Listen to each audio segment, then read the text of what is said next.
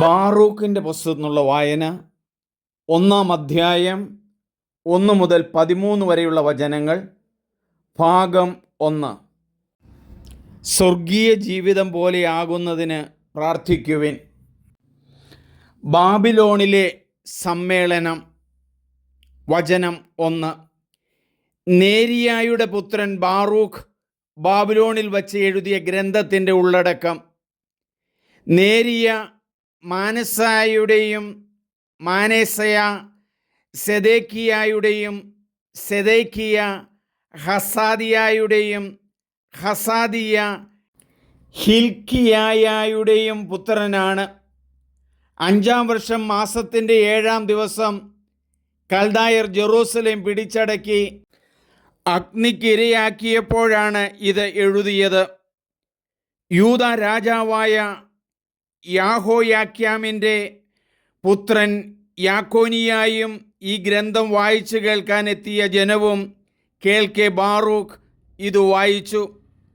പ്രഭുക്കന്മാരും രാജകുമാരന്മാരും ശ്രേഷ്ഠന്മാരും ഉൾപ്പെടെ ബാബിലോണിൽ സൂത്ത് നദിയുടെ തീരത്ത് വസിച്ചിരുന്ന വലിയവരും ചെറിയവരുമായ എല്ലാ ജനവും കേൾക്കെ ഇത് വായിച്ചു. അപ്പോൾ അവർ വിലപിക്കുകയും ഉപവസിക്കുകയും കർത്താവിനോട് പ്രാർത്ഥിക്കുകയും ചെയ്തു. ഓരോരുത്തരും കഴിവനുസരിച്ച് കൊടുത്ത പണം അവർ ശേഖരിച്ചു. അവർ അത് ഷല്ലൂമിൻ്റെ മകനായ ഹിൽക്കിയായുടെ മകനും പ്രധാന പുരോഹിതനുമായ യാഹോയാക്യാമിനും അവനോടൊത്ത് ജെറൂസലമിൽ ഉണ്ടായിരുന്ന പുരോഹിതന്മാർക്കും ജനങ്ങൾക്കുമായി അയച്ചു കൊടുത്തു.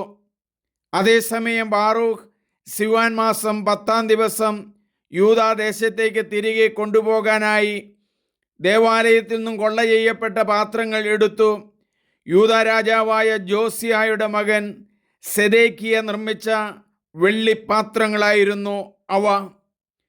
ബാബിലോൺ രാജാവായ നെബൂഖദ്നേസർ യാക്കോണിയായെയും രാജകുമാരന്മാരെയും ലോഹപ്പണിക്കാരെയും കുലീനരെയും ദേശത്തെ ജനങ്ങളെയും ജെറൂസലേമിൽ നിന്ന് ബാബിലോണിലേക്ക് തടവുകാരായി കൊണ്ടുപോയതിനു ശേഷമാണ് ഈ പാത്രങ്ങൾ സെദേക്കിയ നിർമ്മിച്ചത്.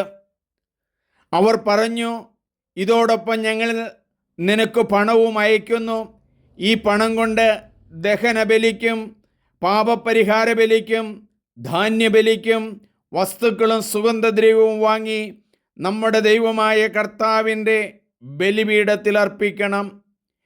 ബാബിലോൺ രാജാവായ നെബൂഖദ്നേസറിൻ്റെയും അവൻ്റെ പുത്രൻ ബൽഷാസാറിൻ്റെയും ആയുസ്സിനു വേണ്ടിയും അവരുടെ ഐഹിക ജീവിതം സ്വർഗീയ ജീവിതം പോലെയാകുന്നതിനു വേണ്ടിയും പ്രാർത്ഥിക്കുവിൻ. നമുക്ക് പ്രാർത്ഥിക്കാം. ദൈവമേ, ബാറൂഖ് പ്രവാചകൻ എഴുതിയ ആ വചനം ഞങ്ങൾ മനസ്സിലാക്കുന്നു. താൻ എഴുതിയ ആ വചനം മുഴുവനും ജനങ്ങളുടെയും രാജാവിൻ്റെയും പ്രഭുക്കന്മാരുടെയും എല്ലാം മുമ്പിൽ വായിച്ചു കേൾപ്പിച്ചല്ലോ. വചനം വായിക്കാനും വചനം മനസ്സിലാക്കാനും വചനം പകർന്നു കൊടുക്കാനുമുള്ള നല്ല മനസ്സുകൾ ഞങ്ങൾക്കുണ്ടാകണമേ. എത്രയോ വർഷങ്ങൾക്ക് മുമ്പ് രചിക്കപ്പെട്ട ഈ വചനം ഇന്നും നിലനിൽക്കുന്നല്ലോ. വചനം ഞങ്ങളുടെ ഹൃദയത്തിൽ വേരൂന്നി 1000 ഫലങ്ങൾ പുറപ്പെടുവിക്കുന്നവരാക്കുവാൻ ഞങ്ങളെ പ്രാപ്തരാക്കണമേ. അതിനു വേണ്ടുന്ന പരിശുദ്ധാത്മാവിൻ്റെ അഭിഷേകം ഞങ്ങൾക്ക് നൽകണമേ. ആമേൻ. ഏറ്റവും സ്നേഹമുള്ളവരെ, നിങ്ങളെല്ലാവരും ഇത് സബ്സ്ക്രൈബ് ചെയ്യണം, ഷെയർ ചെയ്യണം. വചനം വളർത്താം, വചനത്തിലാകാം. എൻ്റെ പേര് സണ്ണി പുൽപ്പറമ്പിൽ.